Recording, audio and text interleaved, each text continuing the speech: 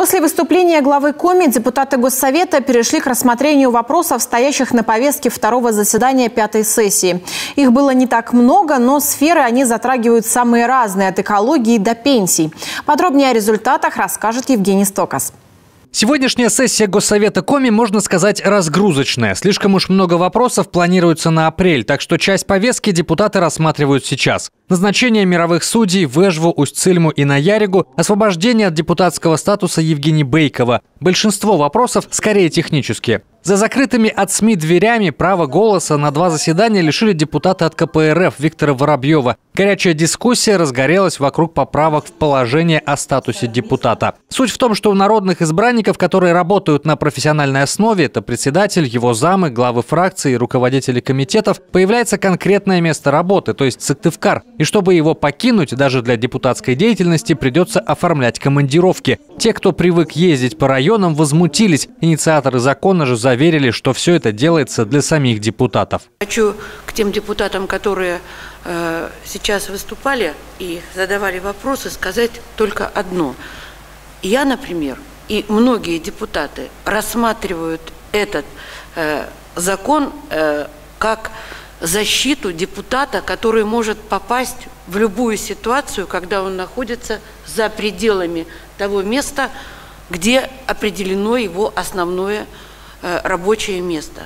Во время повсеместной заботы о продовольственной безопасности депутаты обратились на уровень страны, чтобы отменить экологические экспертизы в Арктике для предприятий. Мы пытаемся снять излишние административные барьеры для развития бизнеса. И вот, на наш взгляд, обращение, которое мы готовим на федеральный уровень в адрес Государственной Думы, правительства Российской Федерации о исключении для предприятий сельхозназначения, исключить из перечня документов, которые необходимы для начала строительства, экологическую экспертизу.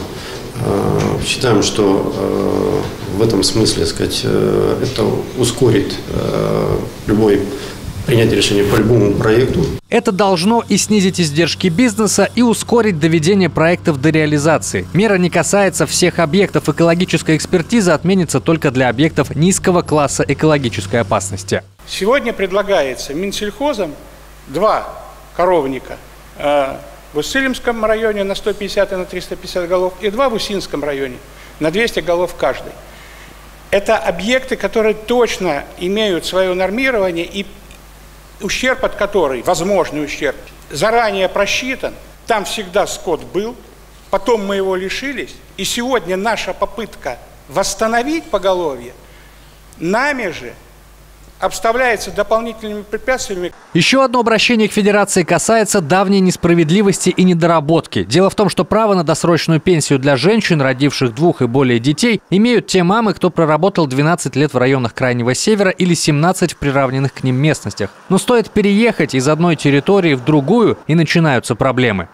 Примерно у 10% женщин возникла ситуация, когда стаж смешанный. То есть, условно говоря, в Воркуте кто-то прожил 10 лет, переехал в Сыктывкар еще 10 лет, общий стаж жизни на севере 20 лет, а права на досрочную пенсию они не имеют. К центру по поводу пенсий для северянок обращаются наши депутаты уже во 2-й раз. Прошлый созыв Госдумы не успел решить эту наболевшую не только для нашего региона проблему. Депутаты надеются, что в этот раз получится.